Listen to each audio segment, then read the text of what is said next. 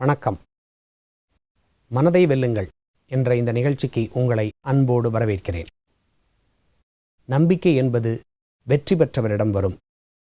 ஆனால் வெற்றி என்பது நம்பிக்கை உள்ளவரிடம் மட்டுமே வரும். ஆகையால் எப்போதும் தன்னம்பிக்கையோடு வாழுங்கள் என்ற இந்த சிந்தனையோடு இன்றைய நிகழ்ச்சிக்கு நாம் செல்வோம். இன்று எண்ணங்களை பாதிக்கும் உட்புற விஷயங்கள் என்ற தலைப்பில் பார்க்க இருக்கிறோம். இதை பற்றி விளக்குவதற்காக நம்மிடையே சகோதரர் பிரம்மாகுமார், டாக்டர் B.K. பாண்டிமணி அவர்கள் வந்துள்ளார்கள். இவர்கள் கடந்த 40 ஆண்டு காலமாக ராஜயோகாவை பயின்றும் பயிற்றுவித்தும் வருகிறார். மேலும் பிரம்மாகுமாரிகள் இயக்கத்தின் வேல்யூ எஜுகேஷன் துறையில் இயக்குனராக இருக்கிறார். யோகாவில் PhD பட்டம் பெற்றவர். நேயர்கள் உங்கள் அனைவரின் சார்பில் அவரை அன்போடு வரவேற்கிறேன். வணக்கம் பிரதர். வணக்கம். ஓம் சாந்தி. ஓம் சாந்தி. பிரதர், என்னென்ன உட்புற விஷயங்கள் நாம் எண்ணும் முறையை பாதிக்கும் என்று கூற முடியுமா? நிச்சயமாக. நம்ம ஏற்கனவே பார்த்தோம், நம்ம எண்ணுகின்ற முறையை பல வெளிப்புற விஷயங்கள் பாதிக்கின்றன. உதாரணமாக, நாம் யாரை சந்திக்கின்றோம் அதற்கு ஏற்ப நம்மளுடைய எண்ணும் முறை மாறுகின்றது.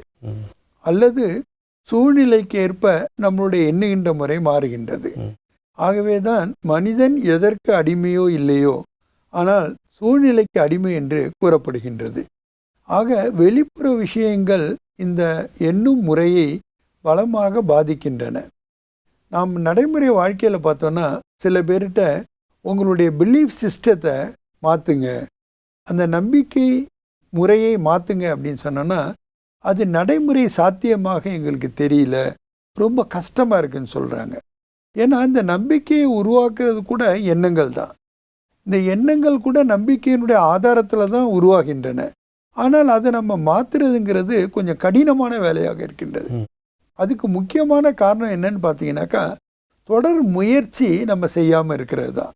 இப்போ தொடர் முயற்சியை நாம் எப்போ மேற்கொண்டோமானால் அதில் நம்ம வெற்றி பெற முடியும். அப்போ இறுதி வரை நாம் முயற்சி செய்யணுங்கிறதா முக்கியமான விஷயம். இப்போ எண்ணும் முறையை மாற்றுறதுக்கு கூட ஒரு கதையை நான் உங்கள்கிட்ட சொல்லலாம்னு நினைக்கிறேன். ஒரு காட்டில் ஆடு ஒன்று இருக்கின்றது. அது ஒரு நாள் பெரிய மழையில் ஒதுங்கிறதுக்காக ஒரு குகையில் ஒதுங்கிடுது. அது ஒதுங்கின பிறகு தான் அதுக்கு தெரிய வருகின்றது இது ஒரு சிங்கத்தினுடைய குகை என்று. ஆக இன்னைக்கு நாம் ரொம்ப வசமாக மாட்டிக்கிட்டோம், சிங்கத்துக்கு இரையாகத்தான் போகின்றோம் என்று பயந்து கொண்டு இருக்கின்றது. அப்போ மழை விட்டவுடன் சிங்கமானது தனது குகைக்கு திரும்புகிறது. அந்த திரும்புகின்ற குகை ஒன்றை அனுமானிக்கின்றது, உள்ளே ஏதோ மிருகம் இருக்கின்றது என்று அதனுடைய காலடி தடத்தை பார்த்து. ஆனாலும் அது தெரிந்து கொள்ள விழைகின்றது என்ன மிருகம் உள்ளே இருக்கின்றது என்று. இதற்குள் இந்த ஆடானது ஒரு தைரியத்தை வரவழைத்து கொண்டு தனது குரலை மாற்றி, ஆகா, நான் இன்று மிகுந்த பசியோடு இருக்கின்றேன், இப்பொழுது அந்த சிங்கமானது வரும், இன்று எனக்கு ஒரு சிங்க வேட்டை எனக்கு கிடைக்க இருக்கின்றது என்று பலமாக குரலிலே கூறுகின்றது. இதை கேட்ட மாத்திரத்தில் சிங்கத்திற்கு ஒரு பயம் வந்து விடுகின்றது. நம்மை விட பலசாலியான ஏதோ ஒரு மிருகம் உள்ளே இருக்கிறது போலும், ஆகவே நாம் தப்பித்தோம் பிழைத்தோம் என்று ஓட எத்தனிக்கின்றது. அந்த நேரத்திலே நரி வருகின்றது. அந்த நரி கேட்கின்றது, சிங்கராஜா அவர்களே, எங்கு நீங்கள் இப்படி பய பீதியுடன் திரும்பிக் கொண்டிருக்கின்றீர்கள் என்று.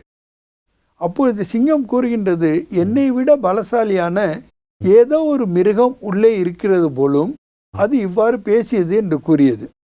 உடனே இந்த நரியானது, அப்படி இருக்க சாத்தியமில்லை, பாருங்கள், நாம் சென்று பார்க்கலாம், உங்களுக்கு சற்று பயமாக இருந்தால் கூட என் வாளோடு உங்கள் வாளை இணைத்து கொண்டு வாருங்கள் என்று கூறுகின்றது. இரண்டும் குகைக்கு வாசலே செல்லுகின்றன. இந்த உரையாடலை கேட்ட ஆடிற்கோ பயம் மேலும் வந்து விடுகின்றது. நாம் தப்பித்தோம் என்று நினைத்தோம், ஆனால் இந்த நரியானது நம்மை மாட்டிவிடும் போல இருக்கின்றது, என்ன செய்வது என்று. ஆனாலும் இறுதி வரை முயற்சி செய்ய வேண்டும் என்பதில் தளராத முயற்சி உடைய அந்த ஆடானது மறுபடி என்ன நினைத்தது என்றால், தனது குரலை மாற்றிக்கொண்டு, நரியாரே நரியாரே, உங்களை சிங்கத்தைத்தான் அழைத்து வர சொன்னேன், ஆனால் நீங்களோ அதனுடைய வாளையும் உங்கள் வாளையும் இணைத்து கட்டி கொண்டு வந்து விட்டீர்கள், உங்களுக்கு மிக்க நன்றி என்று கூறுகிறது. இதை கேட்ட மரத்தில் சிங்கமானது வேகமாக ஓட ஆரம்பிக்கின்றது. ஆனால் அதனுடைய வாலிலே நரியானது கட்டப்பட்டு இருந்ததனால் நரியானது இழுக்கப்பட்டு தனது மரணத்தை தானே தேடிக்கொள்ளுகின்றது. இதிலிருந்து நமக்கு என்ன தெரிகின்றது என்றால், நாம் முயற்சியை செய்யும்பொழுது எந்த ஒரு மாற்றத்தை கொண்டு வர வேண்டுமானாலும் நாம் இறுதி வரை முயற்சி செய்ய வேண்டும். நடுப்பாதையிலேயே நாம் சில தடைகளை மேற்கொள்ளும் போது இதனால் நம்மால் வெற்றி அடைய முடியாது என்று கைவிட்டு விடக்கூடாது. ஆக தொடர் முயற்சி என்பது அத்தியாவசியமானதாக இருக்கின்றது. இப்போ எண்ணுகின்ற முறையை பார்க்கின்ற உட்புறமான விஷயங்கள் என்னன்னு பார்த்தோன்னா, ஒரு முக்கியமான 5 விஷயங்களை கூற முடியும். என்னென்ன என்று கூறுங்களேன். அதில் நம்பர் 1 அடையாளம். நம்மை நாம் எப்படி அடையாளப்படுத்திக் கொள்கின்றோம் என்பதை பொறுத்து நமது எண்ணும் முறை வேறுபடுகின்றது. இரண்டாவதாக மதிப்பீடு.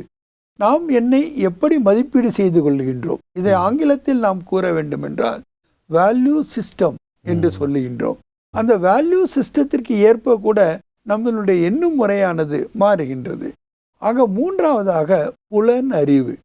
இந்த புலனறிவின் மூலமாக கூட எண்ணும் முறை மாறுகின்றது.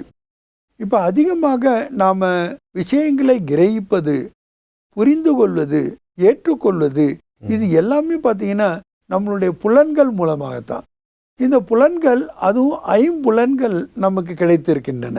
ஆனால் இந்த 5 புலன்களையும் நாம் சார்ந்தே இருக்கின்றோம். ஆனால் சில நேரங்களில் நம்பியும் இருக்கின்றோம்.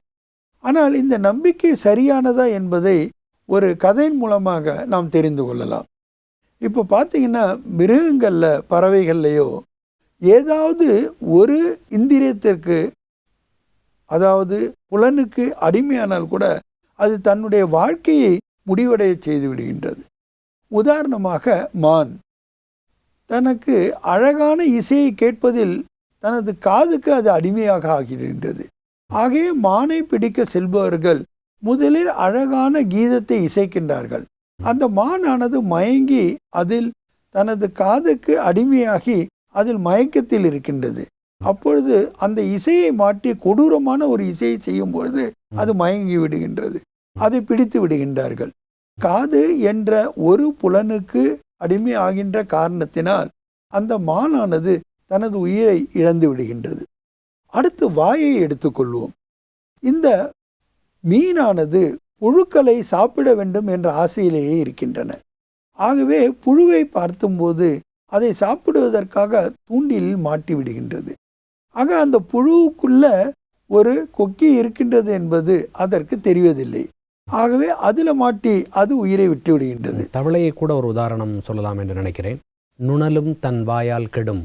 தவளை சத்தம் போடுறதுனால அந்த சத்தத்தை கேட்டு பாம்புக்கு இரையாகிறதுங்கிற மாதிரி கூட எடுத்துக்காட்டு சொல்லுவாங்க.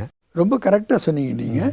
அதே மாதிரி கைகளுக்கு பார்த்தீங்கன்னாக்கா, உதாரணத்துக்கு கைகளுக்கு அடிமையாகிறதுக்கு குரங்கை நாம் எடுத்துக்காட்டாக சொல்லலாம்.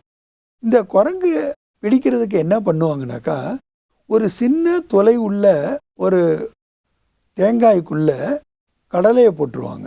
இந்த கடலைன்னா குரங்குக்கு ரொம்ப பிடிக்கும். அதனால் இது என்ன பண்ணும், அந்த சிறிய நுழைவாயில் மூலமாக கையை நுழைச்சி உள்ள கை பூரா அந்த கடலையை எடுத்துக்கும், நிலக்கடலை. ஆனால் திருப்பி வெளியில் எடுக்கும்போது வராது. ஏன்னா கை மூரா நிலக்கடலில் நிறந்திருக்க காரணத்தினால பெருசாக இருக்கும். அப்போ அந்த சிறிய தொலை மூலமாக வெளியில் வராது. அதை நிலக்கடலை விட்டால் கையை எடுத்துட முடியும். ஆனால் அது விடுறதுக்கு தயாராக இருக்காது. அதனால் என்ன பண்ணணும்னா அதோடைய ஓடும் மாட்டிக்கும். அதை பிடித்து விடுவார்கள். குரங்கு பிடிக்கிறதற்கு இந்த வழியை தான் இந்தியாவில் பயன்படுத்துகின்றார்கள். அடுத்து நீங்கள் யானை எடுத்துட்டீங்கன்னா அது ஒரு ஜெய்ஜாண்டிக் மிருகம், ரொம்ப பெரிய மிருகம். அது ரொம்ப அறிவு ஜீவி உள்ளது கூட. ஆனால் அது ஸ்பரிசத்துக்கு அடிமையாகிடுது. அதனால தான் என்ன பண்ணுவாங்கன்னா, ஒரு பெண் யானையை கட்டிட்டு பெண் யானைக்கு அந்தாண்ட பின்னாடி ஒரு பெரிய குழியை தோண்டி மேலே கீத்தெல்லாம் போட்டு அதை மறைச்சிட்டு ஆண் யானையை அந்த பக்கம் இழுக்க வைப்பாங்க.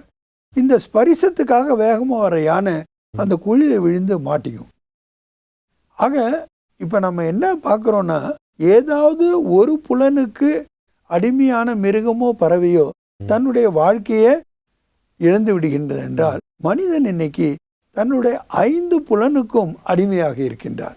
அதாவது அவங்க என்ன சொல்கிறாங்கனாக்கா, கண்ணால் பார்ப்பதே மெய் என்று நம்புகின்றார்கள். ஆனால் நாம் ஒரு விஷயத்தை தெரிந்து கொள்ள வேண்டும். கண்ணால் பார்ப்பதும் பொய், காதால் கேட்பதும் பொய், தீர விசாரிப்பதே மெய். ஆக நாம் தீர விசாரிக்கணுமே தவிர கண்டதெல்லாம் காட்சி என்றும் கொண்டதெல்லாம் கோலம் என்றும் நாம் இருந்து விடக்கூடாது. ஆகவேதான் நாம் புலன் அறிவுக்கு அடிமைப்பட்டவர்களாக இருக்கக்கூடாது. ஆனால் நம்ம அதிகமாக பார்த்தோன்னா இன்றைக்கி சிஸ்டத்தில் கூட பார்த்தீங்கன்னா, அதாவது சட்ட நுணுக்கங்கள் கூட பார்த்தீங்கன்னா ஐ விட்னஸுக்கு தான் இம்பார்ட்டன்ஸ் கொடுக்குறாங்க. நீங்கள் கண்ணால் பார்த்தீங்களா, அந்த சாட்சிக்கு அதிக மகத்துவம் கொடுக்குறாங்க. ஆனால் கண்ணால் பார்க்குற எல்லாமே கரெக்டாக இருக்கணுங்கிற அவசியமே இல்லை. அதுதான் நம்ம இல்லூஷன் என்று கூறுகின்றோம். நம்மளை ஏமாற்றி விடுகின்றது கண். ஒரு நேரத்தில் பார்த்தீங்கன்னாக்கா தூரத்துலேருந்து ஒரு கேமராவில் படம் எடுக்கிறாங்க. ஒருத்தர் நிற்கிறாரு, இன்னொருத்தவங்க அவங்களோட தூரமாக இருக்கிறாங்க. ஆனால் அந்த கேமரா படத்தில் பார்த்தீங்கன்னா அவங்களுக்கு ரொம்ப அருகாமையில் இருக்கிற மாதிரி தெரிஞ்சிடுது. அதனால் பலவிதமான மிஸ் அண்டர்ஸ்டாண்டிங் வந்துடுது. ஆக இந்த புலன்களின் மூலமாக நாம் பெறுகின்ற அறிவின் காரணமாக, அதாவது எண்ணும் முறை மாறுபடுகின்றது. அதனால தான் நம்ம இந்த அடையாளத்தை முதல் ஸ்டெப்பாக சொல்கிறோம். நீங்கள் இந்த உதாரணம் எனக்கு சிறு வயதில் படித்த ஞாபகம் இருக்கிறது. ஒரு தொட்டி நிறைய தண்ணீர் நிரம்பி இருக்கிறது. அதில் ஒரு குச்சியை நம்ம வைக்கிறோம். நாங்கள் பார்க்கும்பொழுது பார்த்தீங்கன்னா மேல் மட்டத்தில் வரைக்கும் கரெக்டாக இருக்கும். ஆனால் நீருக்குள்ளே போகும்போது அந்த குச்சி வளைஞ்சிருக்கிற மாதிரி பார்க்க தெரியும். ஆனால் குச்சியை எடுத்துட்டிங்க அப்படின்னா அது நேராக தான் இருக்கும். அப்போ இந்த இல்யூஷன் அப்படிங்கிறது அதுக்கு உதாரணமாக இதை எடுத்துக்கொள்ளலாம் என்று நினைக்கிறேன். நிச்சயமாக நீங்கள் சொன்ன மாதிரி இந்த இந்திரியங்கள் எல்லாற்றுக்குமே சில பலகீனங்கள் இருக்கின்றன. ஆனால் நம்ம இந்திரியங்களையே மதித்து வாழ்கின்றோம்.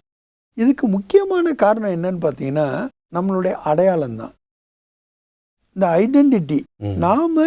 நம்மை எதுவாக நினைக்கின்றோமோ அதை பொறுத்து தான் நமக்கு எண்ணங்கள் கூட எழுகின்றன. உதாரணமாக நாம் நம்மை தேகம், உடல் அல்லது மனிதன் என்று நினைத்தோமானால் அதற்கேற்க நமது எண்ணங்கள், அந்த எண்ணுகின்ற முறையானது வேறுபடுகின்றது. அதற்கு பதிலாக இந்த சத்தியமான உண்மை, இந்த உடலை இயக்கக்கூடிய ஒரு சக்தி, அதை உயிர் என்று கூறுகின்றோம், அதை ஆன்மீகத்தில் ஆத்மா என்று அழைக்கின்றோம். அந்த ஆத்மாதான் இந்த உடல் மூலமாக காரியங்களை செய்கின்றது, புலன்கள் மூலமாக காரியங்களை செய்கின்றது. இவற்றிற்கு எஜமானனாக இருப்பது அந்த ஆத்மா. அந்த ஆத்மா என்பது முக்கியமான 7 அடிப்படை குணங்களால் ஆனது என்பதை அறிந்து கொண்டு அதை ஏற்றுக்கொண்டு அதை நடைமுறை பயிற்சியில் நாம் பயிற்சி செய்யும் பொழுது அப்பொழுது நமது எண்ணங்கள முறையே வித்தியாசமாக ஆகிவிடுகின்றது. ஆத்மாவில் 7 அடிப்படை குணங்கள் இருக்கிறது என்று கூறினீர்கள். அது என்னென்ன என்று கூற முடியுமா? நிச்சயமாக. அதாவது அதில் இப்போ நான் போட்டிருக்கிற சட்டை இருக்கு இல்லையா, இது என்ன கலர்? வெள்ளை. நான் போட்டிருக்கிற பேண்ட் என்ன கலர்? வெள்ளை. ஓகே, இப்போ செவருடைய கலர் என்ன? வெள்ளை. இது எல்லாமே வெள்ளைன்னு நீங்கள் சொல்கிறீங்க. ஆனால் வெள்ளைன்னு ஒரு கலர் இருக்கா? இந்த கேள்விக்கு உங்களால் பதில் சொல்ல முடியுமா? வெள்ளை என்பது ஒரு கலராக சொல்ல முடியாது. ஏன்னா 7 கலர் எப்போ இணைகின்றதோ அது வெள்ளையாக ஆகின்றது. அதைத்தான் நம்ம ஆங்கிலத்தில் விப்ஜியான்னு சொல்கிறோம். Violet, indigo, blue, green, red, orange என்று கூறுகின்றோம். இந்த 7 கலரும் சேரும்போது தான் அது ஒயிட் ஆகிடுது. அதே மாதிரி தான் ஆத்மா என்ற உயிர் கூட ஒரு லைட் ஒயிட், அது வெள்ளை ஒளியாக இருக்கின்றது. அந்த வெள்ளை ஒளி ஏன் இருக்கின்றது என்றால் 7 குணங்களினுடைய ஐக்கியமாக அது இருக்கின்றது. அந்த 7 குணங்களில் முதல் குணம் என்னன்னா நாலேஜ், ஞானம். ஆத்மா என்பது ஞான சொரூபமாக இருக்கின்றது. அதனால தான் பாருங்க, தெரிந்து கொள்ள வேண்டும் என்பது இயற்கையாகவே நம்மளோட ஒரு ஆர்வமாக இருக்குது. அதுவும் நீங்கள் குழந்தைங்களை பார்த்தீங்கன்னா பல கேள்விகளை கேட்கும், நூற்றுக்கணக்கான கேள்விகள் கேட்கும். ஏன்னா தெரிந்து கொள்ள வேண்டும், அறிந்து கொள்ள வேண்டும் என்ற ஆர்வம் இயற்கையாகவே நமக்குள்ளே எழுகின்ற காரணம் நாம் அறிவு சொரூபமாக இருக்கின்றோம். இப்போ உங்களோட ஒரு கேள்வி கேட்குறேன், நமக்கு ஏன் தாகம் எடுக்குது? நம்ம உடம்பு 70% நீரால் ஆக்கப்பட்டது. எப்போ அந்த நீரில் குறை ஏற்படுகிறதோ அப்போ we feel thirsty and we require water. அதே மாதிரி தான் நாம் அமைதியாக இருக்கணும்னு நினைக்கிறோம். ஆனந்தமாக இருக்கணும்னு நினைக்கிறோம், மகிழ்ச்சியாக இருக்கணும்னு நினைக்கிறோம், பொறுமையாக இருக்கணும்னு நினைக்கிறோம். ஏன் நினைக்கிறோன்னா நாம் அதனாலேயே ஆக்கப்பட்டு இருக்கின்றோம். ஆக முதல் சொரூபமாக இருப்பது ஞானம். இரண்டாவது நம்மளுடைய தூய்மை. ஏன்னா தூய்மை இருந்தால் தான் அமைதி என்பது மனதில் இருக்க முடியும். நம்ம மனதில் எதிர்மறையான எண்ணங்கள் வந்துக்கிட்டே இருக்குன்னு வச்சுங்க, இல்லை எதிர்மறையான உணர்வுகளில் நாம் இருக்கிறோன்னு வச்சுங்க, இல்லை நாம் எதிர்மறையான கண்ணோட்டம் அதை மனப்பாங்கு உடையவர்களாக நாம் இருக்கிறோன்னு வச்சுக்க, நம்மளால் எப்படி அமைதியாக இருக்க முடியும்? சுற்றுப்புற சூழல் வேணால் அமைதியாக இருக்கலாம், ஆனால் என்னுடைய மனம் எப்படி இருக்காது, அமைதியே உணர முடியாது. இப்போ அமைதி இல்லாமைக்கு காரணம் தூய்மை இல்லாததுதான். நிச்சயமாக. ஆக தூய்மை என்பது அத்தியாவசியமாக இருக்கின்றது. ஆக முதல்ல ஞான சொரூபமாக இருக்கின்றோம், இரண்டாவது தூய்மை சொரூபமாக இருக்கின்றோம், மூன்றாவது அமைதி சொரூபமாக இருக்கின்றோம். இந்த அமைதிக்கு நமக்கு கிடைச்சிருச்சுனாலே நம்ம வாழ்க்கைக்கு ரொம்ப அத்தியாவசியமான தேவையான லவ், அன்பு கிடைக்கும். அன்பில்லார் எல்லாம் தமக்குறையர், அன்புடையார் என்பும் உரியர் பிறர்க்கு. அதாவது அன்பு இருக்கிறவங்க எப்போதும் பிறருக்காக தான் வாழ்வாங்க, தனக்காக வாழ மாட்டாங்க. அன்பு என்பதே எப்போதும் கொடுக்கக்கூடியது, டிமாண்ட் பண்ணக்கூடியது இல்லை. அன்புக்கும் ஆசைக்கும் நிறைய வித்தியாசம் இருக்கு. இந்த ஆசை என்ன செய்யணும், அதாவது பற்று என்ன செய்யணும்னா எப்போதும் தனக்கு வேணும்னு தான் கேட்கும், தன்னுடைய அதிகாரத்தில் அதை எடுத்துக்கொள்ள வேணும். ஆனால் அன்பு என்பது அப்படி இல்லை, அது கொடுக்கக்கூடியதாக இருக்கும், தியாகம் செய்யக்கூடியதாக இருக்கும். ஆக நாம் அன்பால் தான் உருவாக்கப்பட்டிருக்கிறோம். அடுத்து மகிழ்ச்சி, ஹாப்பினஸ்ன்னு சொல்கிறோம். இந்த மகிழ்ச்சி நம்மளுக்கு நிரந்தரமாகவே இருக்கின்றது. அதனால தான் ஆன்மீகத்தில் சொல்லும்போது சொல்லுவாங்க, ஆத்மாவை பற்றி சொல்லும்போது சத் சித் ஆனந்த ஸ்வரூபம். சத்தியமானது, அது உயிர்ப்பு உள்ளது, மேலும் ஆனந்த ஸ்வரூபமானது. ஆக நம்ம இதிலேருந்து என்ன தெரிஞ்சுக்கிறோம்னாக்கா நாம் ஆனந்த சுரூபமாக இருக்கின்றோம். அடுத்து பிளிஸ், சுகம். ஏன்னா சுகத்தை நாம் எப்போதும் விரும்புகின்றோம், சுகமான ஒரு வாழ்க்கை நமக்கு அமைய வேண்டும் என்று கூட நம்ம ஆசைப்படுகின்றோம். அதுக்கு அடுத்ததாக முக்கியமானது பவர்ஸ், சக்திகள், மனோசக்திகள். இந்த சக்திகள் என்று நான் கூறுவது பிசிக்கல் பவர்ஸை சொல்லலை, மென்டல் பவர்ஸை சொல்கிறேன். இந்த மென்டல் பவர்ஸ் கூட நமக்கிட்ட இருக்கின்றது, ஆனால் அதில் சதவிகிதம் வித்தியாசமாகப்பட்டிருக்கு. யார் ஒருவரிடம் எல்லா சக்திகளும் 100% இருக்குமோ அவர்கள் நிச்சயமாக சக்திசாலி ஆனவர்களாக இருக்கின்றார்கள், தன்னம்பிக்கை நிறைந்தவர்களாக இருக்கின்றார்கள், தைரியசாலிகளாக இருக்கின்றார்கள், விடாமுயற்சியை செய்பவர்களாக இருக்கின்றார்கள். அவர்கள் வாழ்க்கையில் ஒவ்வொரு அடியிலும் வெற்றி அடைகின்றார்கள். வெற்றி என்பது இறுதியில் அடையக்கூடிய ஒன்றல்ல, நமது ஒவ்வொரு அடியிலும் நாம் வெற்றி அடையும் போது இறுதி வெற்றியானது உறுதி அடைந்து விடுகின்றது. ஆகவேதான் நாம் நமது வாழ்க்கையில் ஒவ்வொரு அடியிலும் வெற்றியை அடைவதற்கு நாம் விரும்பிய மாதிரி நமது எண்ணும் முறையை மாற்றி அமைத்துக் கொள்வதற்கும் நம்மிடம் சக்தி இருக்கின்றது. ஆக முதல்ல பார்த்தீங்கன்னா அடையாளம்னு சொன்னேன். இந்த அடையாளம் தான் அதற்கு ஏற்ப நம்மளுடைய எண்ணும் முறையை மாற்றிக்கொள்ளுகின்றது. இரண்டாவது நாம் வேல்யூ சிஸ்டம், எதற்கு நம்ம மதிப்பு கொடுக்குறோம். ஏன்னா நீங்கள் எதற்கு மகத்துவம் கொடுக்கின்றீர்களோ, மதிப்பு கொடுக்கின்றீர்களோ, அதற்கு ஏற்ப உங்களுடைய பிரியாரிட்டி மாறுகின்றது. ஆக பிரியாரிட்டிக்கு ஏற்பதான் நீங்கள் எந்த செயலையும் செய்கின்றீர்கள், அதற்கு ஏற்பதான் உங்களுக்கு வெற்றி என்பது கிடைக்கின்றது. மதிப்பீடு என்ற ஒரு உட்புற விஷயங்கள் கண்டிப்பாக நம் எண்ணும் முறையை பாதிக்கும். நிச்சயமாக நம்ம நடைமுறை வாழ்க்கையில் அதை பார்க்குறோம், உணர்கின்றோம், அதை நம்ம அனுபவமும் செய்கின்றோம். அடுத்துதான் நம்ம பார்க்குறோம் புலனறிவு. ஆக புலனறிவை பற்றி கொஞ்சம் தெளிவாக நம்ம பார்த்தோம். ஏன்னா அந்த புலனறிவு தான் நம்மளை ஏமாற்றுகின்றது. நம்மளுடைய எண்ணும் முறையை நாம் விரும்பியமாறு மாற்றிக்கொள்வதற்கு தடையாக இருப்பதே இந்த புலனறிவு தான். ஆனால் நம்ம அதைத்தான் முழுமையாக நம்புகின்றோம். அப்போ ஆன்மீக விழிப்புணர்வு உள்ள ஒருத்தவங்களுக்கு, அவேர்னஸ் இருக்கிறவங்களுக்கு, இந்த இந்திரியங்கள் மூலமாக செயல்படுத்தக்கூடிய நான் ஒரு உயிர், நான் இப்படிப்பட்ட குணாதிசயங்களை உடையவன் என்று நினைக்கும் பொழுது அந்த குணாதிசயங்கள் அந்த எண்ணங்களின் வாயிலாக வெளிப்படுகின்றன. ஆக எண்ணங்களினுடைய ரூபமே மாறிவிடுகின்றது. முதலில் நான் என்னை தேகமாக நினைக்கின்ற காரணத்தினால் ஆணாகவோ பெண்ணாகவோ நினைக்கும் போது அதற்கு ஏற்ப என்னுடைய திங்கிங் ஸ்டைல் மாறுபட்டு விடுகின்றது. ஏற்கனவே நாம் ஒரு நிகழ்ச்சியில் பார்த்தோம், ஆணின சிந்தனைகள் பெண்ணின சிந்தனைகள். அதில் நம்ம இந்த விஷயத்த சொன்னோம், ரேஷனல் திங்கிங் லெஃப்ட் பிரெயினுடைய activity, intuitive thinking or creative thinking right brain ஆக்டிவிட்டின்னு. இந்த ரெண்டையும் இணைந்து நாம் ஒரு வளர்ச்சியை செய்ய வேண்டும் என்றால் அதற்கு நமக்கு அத்தியாவசியமாக இருப்பது குணாதிசயங்கள், அதாவது குணங்கள் உடைய சொரூபமாக நாம் இருக்க வேண்டியது. ஆக இந்த மதிப்பீட்டின் மூலமாக நாம் அடையாளத்தை மாற்றிக்கொள்வதன் மூலமாக நாம் அந்த குணாதிசயங்களை பெற முடிகின்றது.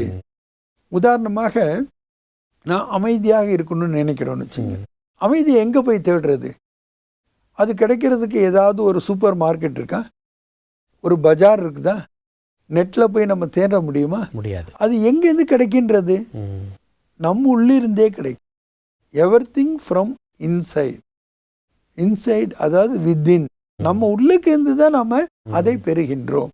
ஆக இந்த முக்கியமான 3 விஷயங்கள் மட்டும் இல்லாமல் நம்மளுடைய நினைவுகள் இருக்குது பார்த்தீங்களா, இந்த மெமரி, அது கூட முக்கியமான பங்கு வகிக்கும். அந்த நினைவுங்கிற உட்புற விஷயங்கள் கூட நம்மளுடைய எண்ணம் முறையை கண்டிப்பாக பாதிக்கும். நிச்சயமாக, அதில் ஒன்றும் சந்தேகமே கிடையாது. ஏன்னா நீங்கள் யார் அப்படிங்கிறது கூட உங்கள் மெமரியை பொறுத்து தான் இருக்குது. உங்களுடைய ரோலை நீங்கள் ப்ளே பண்ணும்போது கூட பார்த்தீங்கன்னா நீங்கள் என்னவாக இருக்கின்றீர்கள் என்பது உங்களுடைய மெமரியை பொறுத்து இருக்குது. உங்களுடைய பிலீஃப் சிஸ்டம் ரொம்ப சூக்ஷ்மமானது. அதனுடைய ஆதாரத்தில் தான் நீங்கள் என்ன பண்ணுறீங்கன்னா உங்களுடைய அந்த ஐடென்டிட்டியை கரெக்டாக வச்சுக்கும் போது ஆட்டோமேட்டிக்காக உங்களுடைய வேல்யூ சிஸ்டம் கரெக்டாக இருக்கும்போது அந்த உங்களுடைய ரோலை நீங்கள் கரெக்டாக ப்ளே பண்ண முடிகின்றது. பிரதர், மிக அருமையாக இன்று என்னென்ன உட்புற விஷயங்கள் நம்முடைய எண்ணும் முறையை மாற்றுகிறது என்பதை தெளிவாகவும் விரிவாகவும் விளக்கிச் சொன்னீர்கள். குறிப்பாக நம்முடைய அடையாளம், நம்மளுடைய மதிப்பீடு, நம்முடைய புலனறிவு மற்றும் நம்மளுடைய நினைவுகள், ஏன் எண்ணங்கள் கூட நம்முடைய எண்ணும் முறையை மாற்றுகிறது. நாம் தொடர் முயற்சி செய்யும் பொழுது நாம் நேர்மறையான எண்ண முறைகளை நம்மால் மாற்றி அமைத்து கொள்ளலாம் என்றும் கூறினீர்கள். இந்த நிகழ்ச்சிக்கு வந்தமைக்கு மிக்க நன்றி. வணக்கம். ஓம் சாந்தி. ஓம் சாந்தி.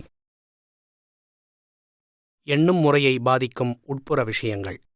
நாம் ஒரு முயற்சியை மேற்கொள்ளும்போது அதில் மாற்றங்களை கொண்டு வர வேண்டுமானால் இடையில் வரும் தடைகளை தாண்டி வர வேண்டும். மேலும் முயற்சியையும் கைவிடக்கூடாது. எண்ணும் முறையை 5 விஷயங்கள் பாதிக்கின்றன. நாம் நம்மை எவ்வாறு அடையாளப்படுத்திக் கொள்கிறோம் என்பதை பொறுத்து எண்ணும் முறையில் மாற்றம் ஏற்படுகிறது.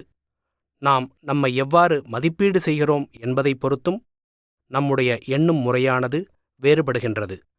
நம்முடைய புலன்கள் மூலமாக நாம் பெறுகின்ற அறிவின் காரணமாக நம்முடைய எண்ணும் முறை மாறுபடுகின்றது.